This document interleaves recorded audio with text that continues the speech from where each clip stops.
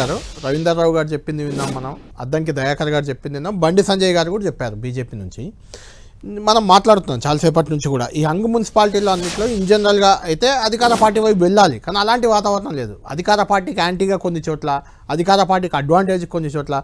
ఒక దగ్గర అక్కడ ఆసిఫాబాద్ ఎక్కడో కాంగ్రెస్ కౌన్సిలర్, కాంగ్రెస్ గుర్తుపై గెలిచిన వ్యక్తి ఏకంగా బీఆర్ఎస్కి మద్దతు ఇచ్చి చైర్మన్ చేసిన పరిస్థితి.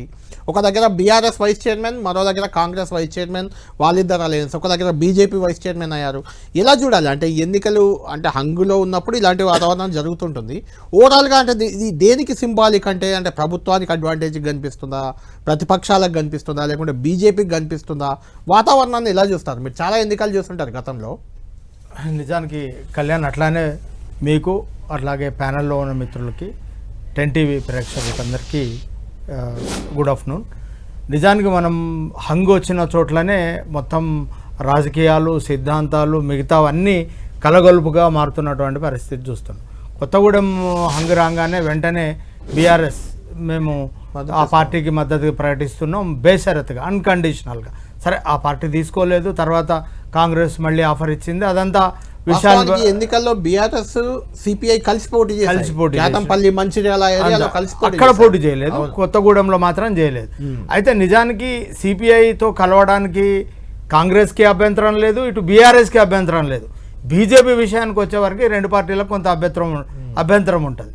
అయితే విధానపరంగా ఈ పార్టీలు ఏమన్నా నిర్ణయాలు తీసుకున్నాయా, లేకపోతే స్థానిక పరిస్థితులకు అనుకూలంగా అంటే వ్యక్తులుగా నిర్ణయాలు తీసుకున్నారా అనేటువంటి అంశాన్ని చూస్తే కొంతమంది కౌన్సిలర్లు ఈ పార్టీ మీద గెలిచి, లేకపోతే అక్కడ ఉన్నటువంటి కాస్ట్ ఈక్వేషన్స్, మొహమాటాలు, లేకపోతే ఎన్నికల ఖర్చులు భరించడం, ఇట్లాంటివి ఏమన్నా వాళ్ళకు అనుకూలమైన అంశాలు వ్యక్తులుగా పోయి ఉంటే అది వేరు.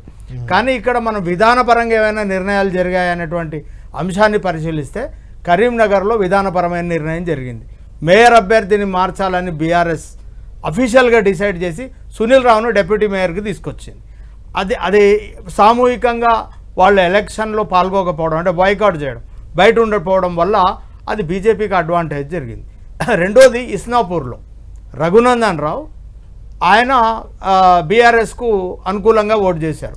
ఇది నాయకత్వం లెవెల్లో జరిగింది. కాబట్టి ఈ రెండు పార్టీలు పరస్పరంగా అంటే సహకరించుకున్నాయి అనడానికి మనకి ఈ రెండు ఉదాహరణ. అంటే వాస్తవానికి రేమన్ గారు, కరీంనగర్లో మీరు చెప్పిన ప్రకారం నిజంగా బీఆర్ఎస్ చోటేసినా కూడా బీజేపీకే ఒక ఓటు ఎక్కువ ఉంటుంది అక్కడ.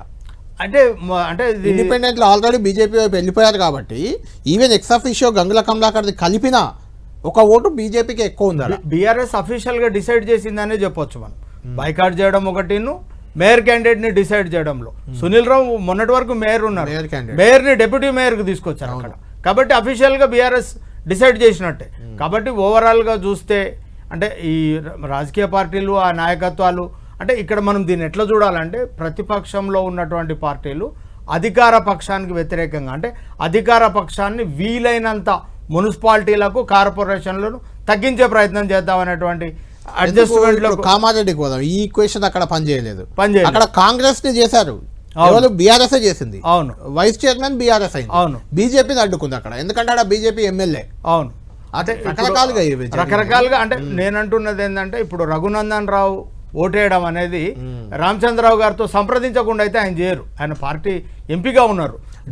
ఈ ఎన్నికల్లో ఏ పార్టీ ఎవరిని పెద్దగా అంటే ఇప్పుడు నిజానికి అంటే ఒక ఎంపీగా ఉన్నటువంటి వ్యక్తి, లేకపోతే ఒక ఎమ్మెల్యేగా ఉన్నటువంటి వ్యక్తి డెఫినెట్గా ఆ పార్టీ నాయకత్వం కంట్రోల్లోనే పనిచేస్తారు. అంటే పార్టీకి చెప్పకుండా తాను వ్యక్తిగా ఒక నిర్ణయం ఆ స్థాయిలోకి వెళ్ళిపోరు అనేది నేను. రవీంద్రరావు గారు, రేవంత్ గారు, ఫైనల్ గా కంక్లూడ్ చేద్దాం. ఈ వాతావరణం రానున్నది గ్రేటర్ హైదరాబాద్ లో 3 కార్పొరేషన్లు, తర్వాత జెడ్పీటీసీ, ఎంపీటీసీ, ఇవన్నీ చాలా కీలకంగా ఉండబోతున్నాయి. కాబట్టి ఇదే రకమైన సినారియో కనిపించే అవకాశం ఉందా? ఏమన్నా మార్పులు కనిపిస్తున్నాయా మీకు? మారే ఛాన్స్ ఉంది? నిజానికి స్థానిక సంస్థల ఎన్నికలు ఏవైనా అధికార పార్టీకి అనుకూలంగా ఉంటాయి. ఈ మొత్తం స్థానిక సంస్థల ఎన్నికలలో గంపగుత్తగానే కాంగ్రెస్ పార్టీ గెలుచుకున్నటువంటి అవకాశాలు ఉంటాయి. అంటే మళ్ళీ జనరల్ ఎలక్షన్, అసెంబ్లీ ఎన్నికలు జరిగేటప్పుడు 6 నెలలు లేదా సంవత్సరం లోపు పరిస్థితులు మాత్రమే ఏ పార్టీ అధికారంలోకి వస్తుంది, ఆ రోజు ఉన్నటువంటి పరిస్థితులు మాత్రమే డిసైడ్ చేస్తాయి. స్థానిక సంస్థల ఎన్నికల ఆధారంగా ఏ రాజకీయ పార్టీ అధికారంలోకి రాబోతుంది అనేది కంపేర్ చేస్తే అధికారంలో బీఆర్ఎస్ వాళ్ళు ఎక్కువ వన్ సైడ్ ఉండేది. ఇప్పుడు ఇలాంటి వాతావరణం ఎందుకు వచ్చిందంటే ఏం చెప్తారు? అంటే కొంచెం 50% కాంగ్రెస్కి వచ్చినా మిగిలిన రిమైనింగ్ 50 వరకే 50-60 వరకే ఆగిపోయిన పరిస్థితి. ఇంకొకటి బీఆర్ఎస్ను కుప్పగూలిపోయినటువంటి రాజకీయ పార్టీ కాదు అది. అసెంబ్లీలో బలంగానే ఉంది, స్థానిక సంస్థల్లో బలంగానే ఉంది, దాని క్యాడర్ కూడా బలంగానే ఉంది. అది కుప్పకూలిపోయినటువంటి రాజకీయ పార్టీగా మనం చూడలేం. బీజేపీ బలహీనంగా ఉంది. ఇప్పుడు విషయం ఏంటంటే ప్రతిపక్షంలో ఆల్టర్నేటివ్ ఎవరు నెక్స్ట్ ఎన్నికలలో ఎవరు కాంగ్రెస్తో ఫైట్ చేస్తారా డిసైడ్ అయిపోయినట్టే. బీఆర్ఎస్ కాంగ్రెస్ మధ్యన పోటీ ఉంటుంది. ఆ రోజు పరిస్థితులకు అనుకూలంగా అధికారం ఎవరికి అనేది ప్రజలు డిసైడ్ చేస్తారు. ఇది చివరిగా చెప్పాలి. రైట్. థ్యాంక్ యూ రెహమాన్ గారు, థ్యాంక్ యూ వెరీ మచ్.